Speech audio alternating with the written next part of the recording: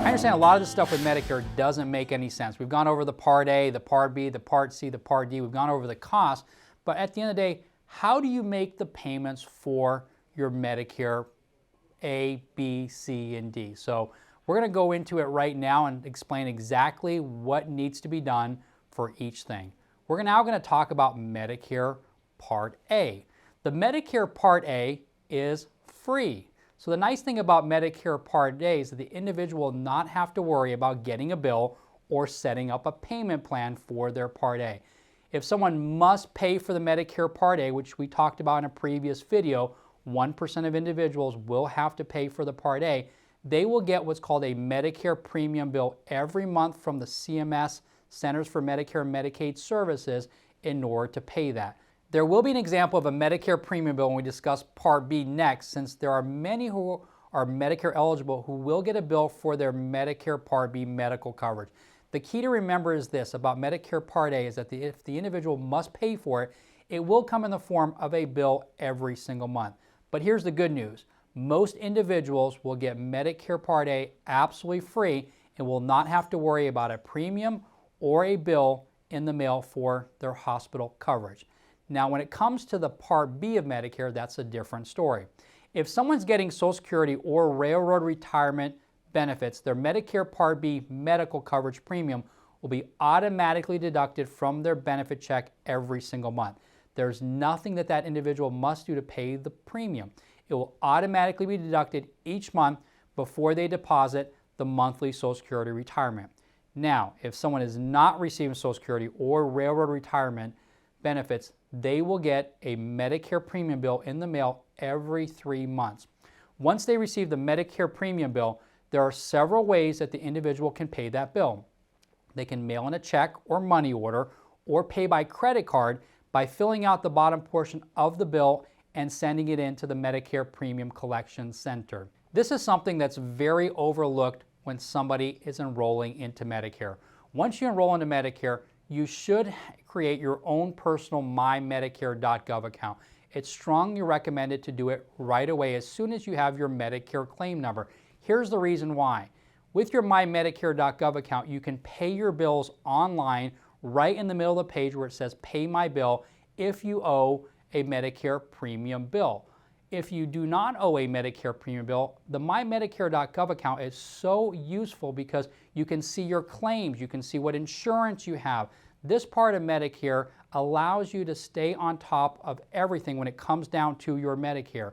We felt that this was so important when it came down to Mymedicare that I wrote an article for Forbes detailing why everyone should create their own Mymedicare.gov account to make sure that they keep track of their claim history, their deductibles, as well as what insurance they currently have right now. Remember, Medicare premiums for the Part B or Part A must still be paid with for Part C. The individual must have both their Medicare Part A and their Part B in order to enroll into a Medicare Advantage Part C plan. See, although the Medicare Advantage plan is an alternative plan to Medicare through a private insurance company, the individual is still required to pay the standard Medicare Part B premium for 2021, which is $148.50 per month. This will still follow the same guidelines as outlined on how to pay the Medicare Part B medical coverage premium. See, when someone is eligible for Medicare, they will always have to pay their Medicare premium regardless of what option they choose to go with for their coverage, regardless if they keep Medicare Part A and B as their insurance or they choose a Medicare Advantage Part C plan, they will always be required to pay the standard Part B premium. The Medicare premium bill will either get automatically deducted each month out of someone's Social Security or railroad retirement benefits, or they'll get a Medicare premium bill in the mail if they're not receiving their retirement benefits. If the individual has a zero premium Medicare Advantage plan that includes prescription drug coverage, MAPD, they will still be responsible for that IRMA for both their Part B and Part D if they are a higher income earner.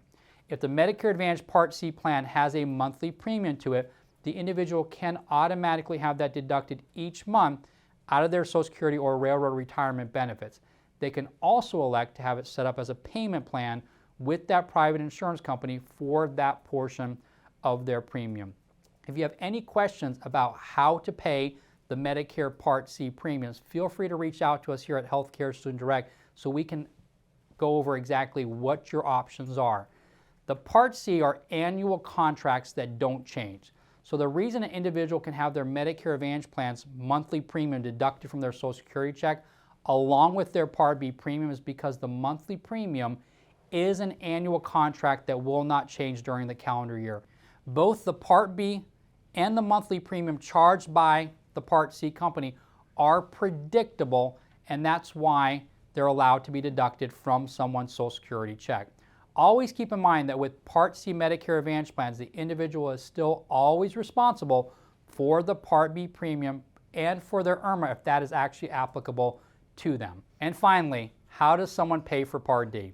See, if someone has a standalone PDP prescription drug plan, they can have the monthly premium automatically deducted from their retirement benefit check each month. See, if they're getting Social Security or Railroad Retirement Board benefits, many of those that are on Medicare that are eligible choose to actually pay their monthly premium actually this way. The individual can also choose to receive a bill from that private insurance company handling that standalone PDP and pay them directly by setting up a payment plan if they'd rather go that direction. If someone owes for Part D IRMA, they can have that deducted directly from their Social Security retirement check as well. If they do not receive Social Security retirement check, they will get a Medicare premium bill letting them know how to pay that premium. So again, remember, if you're drawing Social Security or Railroad Retirement benefits, you can have your Part B premium and your Part D premiums and IRMA, if applicable, deducted from your Social Security or Railroad Retirement benefits. If you are not drawing Social Security or receiving Railroad Retirement benefits, then you will receive a bill in the mail from Social Security and you will need to set up that payment plan. We understand that Medicare is confusing. It's very, very overwhelming, and our goal is to keep this as simple as 1, 2, 3.